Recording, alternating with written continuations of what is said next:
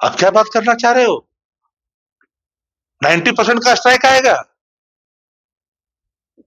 जहां प्रत्याशी रगेदे जा रहे थे।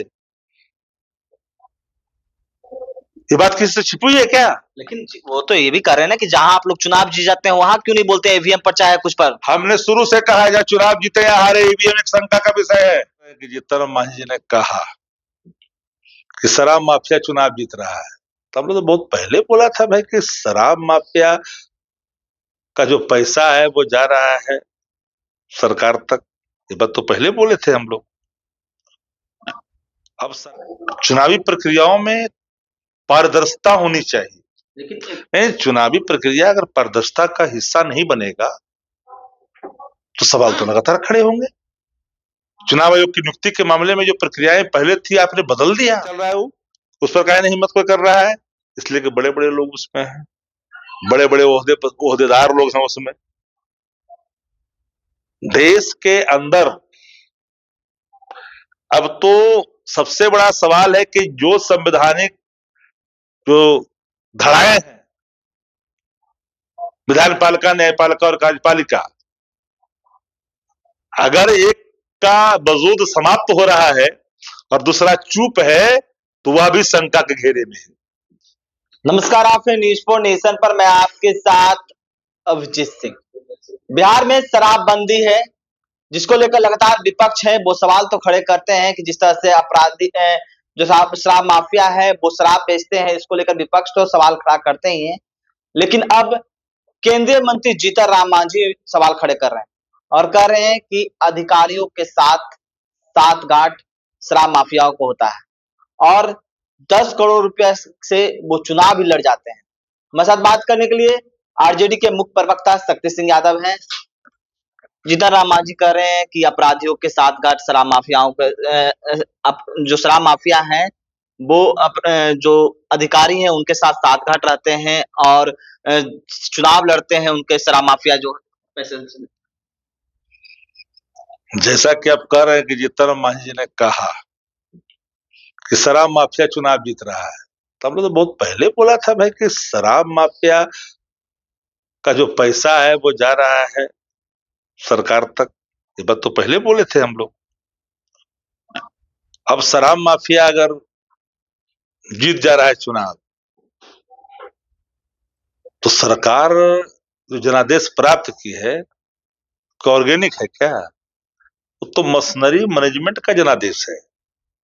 यहाँ लोकतंत्र हारा और मशीनरी जीत गया। ईमानदारी से बड़ा हाथ हृदय पर हाथ रख कर देखे तो गांव में कहीं दिखाई पड़ता था एनडीए?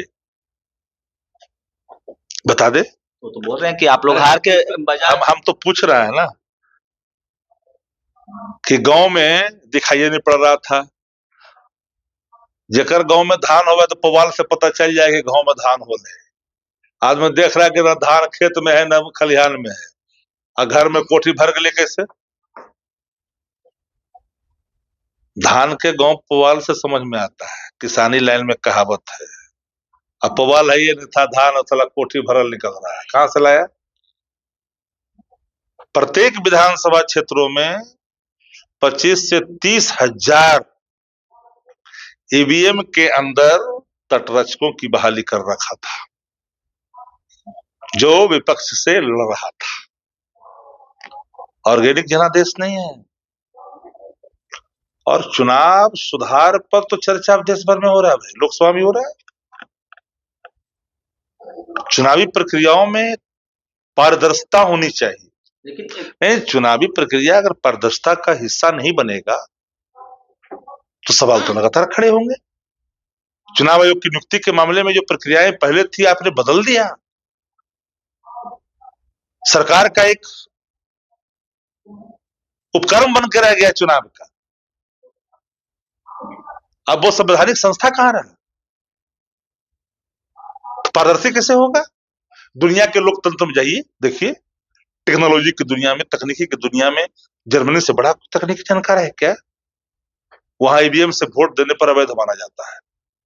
अमेरिका में जब विकसित राष्ट्र ईवीएम से चुनाव नहीं करा रहा है, ये भारत कैसे?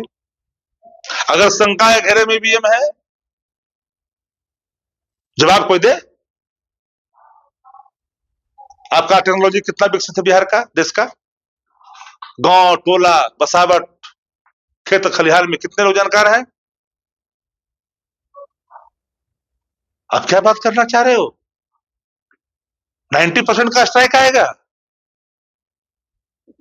जहां प्रत्याशी रगेदे जा रहे थे।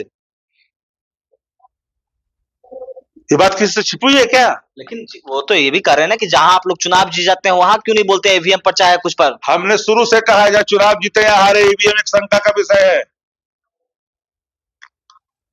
और जब चुनाव जब होता है तो सरकारी कर्मचारी बैलेट पर वोट देता क्या देता है? पढ़लका लिखलका आदमी बैलेट पर वोट दे रहा है कि नहीं, जो नौकरियां कर रहा है, जो उसकी गिनती होती कि नहीं होती है? बताइए। लेकिन तो फिर ईवीएम जब लोकतंत्र के लिए खतरा हो गया है तो ईवीएम बैन होना चाहिए। तो ये चुनाव से पहले आप लोग क्यों नहीं सब मुद्दा उठाया, जिस चुनाव तो चुनाव नतीजे आने के बाद? चुनाव से पहले उठाया मैंने, पार्लियामेंट में उठाया। ये है कि मानते नहीं है तो पूरा विपक्ष खड़ा हो गया है। ईवीएम बंद करो, बैन करो ईवीएम को। अब सरकार 143 जगह पर महागठबंधन बैलेट में जीत जाता है और 25 पर हम चुनाव जीतते हैं ईवीएम में। ये किसको सिखा रहे हैं? चलिए तो चुनाव की बात है, लेकिन अब सरकार बन गई है, सरकार लगातार एक्शन में है।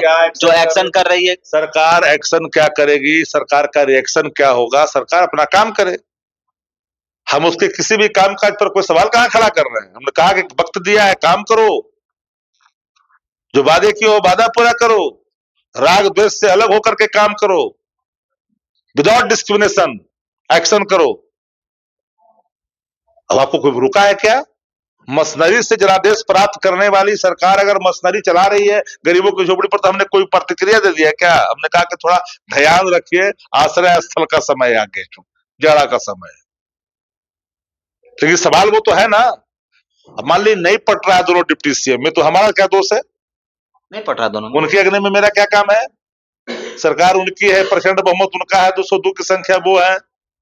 राजस्व मंत्री में और खनन भूतत्व मंत्रालय में और गृह मंत्रालय में कोई बात अगर बढ़ रही है कार्रवाई को लेकर के, तो उनका विषय है, वापस से बैठ करके सुलझा ही लेंगे ना। सम्राट जी समझदार आदमी है, शालीनता के मिसाल है। लेकिन आपने एक बात अभी बोला कि जो बुलडोजर चल रहे हैं हम उस पर कुछ नहीं बोल रहे हैं, लेकिन अब उनके ही सहयोगी जीतन राम मांझी उठा रहे हैं, कर रहे हैं कि उनको पहले आसरा दे देते तब कार्रवाई। हम तो आज तो बहुत पहले से कहते आ रहे हैं कि गरीबों का आप जो है जाड़ा में बिना वैकल्पिक व्यवस्था किए हुए, लालू जी का कितना वीडियो चल रहा है पार्लियामेंट का, देख रहे हैं नहीं देख रहे हैं आप लोग? कुल तो कह रहा है कि हम तो ठगा गए, और बात सब कह रहा है ना। गरीबों का आह लिया है सरकार ने जनादेश में, जनादेश बलात् लिया है, ईवीएम के मशीनरी के सहारे लिया है। आज भगवान शंकर और गला में रोदा देकर घसीट रहे हो। कोई चलाया क्या देश का मीडिया? सब लोग झांसी की रानी, सब चुप्पी साधे हुए हैं। इनका राष्ट्रवाद धर्मवाद कहां गया? रुद्रावतार हनुमत लाल जी को कमर में रस्सा बांधे घसीट रहा है। ईश्वर के प्रकोप से डरनी चाहिए सरकार को, तो गरीबों के हाय से। तो आप लोग उन गरीबों के साथ हैं जिनका पर बुलडोजर चलाया जाए, उनके लिए आप है। एक गलत कार्रवाई है, एक कार्रवाई दलितों पर क्यों हो रही है, अति पिछड़ों पर क्यों हो रही है, पिछड़ों पर क्यों हो रही है, अल्पसंख्यकों तक क्यों हो रही है, पीडीए वाले पर ही क्यों हो रही है? बताए सरकार। हाउसिंग वाले हाउसिंग बोर्ड पर काहे नहीं चल रहा है? वो भी तो हाउसिंग वाले में भी रह रहे हैं भाई, तरह से कि कोई परमिशन नहीं। तो कैसे चल रहा है वो? उस पर काहे नहीं हिम्मत कोई कर रहा है? इसलिए कि बड़े बड़े लोग उसमें हैं, बड़े बड़े ओहदेदार लोग हैं उसमें। देश के अंदर अब तो सबसे बड़ा सवाल है कि जो संवैधानिक जो धाराएं हैं, विधान पालिका, न्यायपालिका और कार्यपालिका, अगर एक का वजूद समाप्त हो रहा है और दूसरा चुप है, तो वह भी शंका के घेरे में है। तो आप सुने थे आरजेडी के मुख्य प्रवक्ता शक्ति सिंह यादव को क्या कुछ कहना था। इस तमाम खबरें न्यूज़ पॉइंट के साथ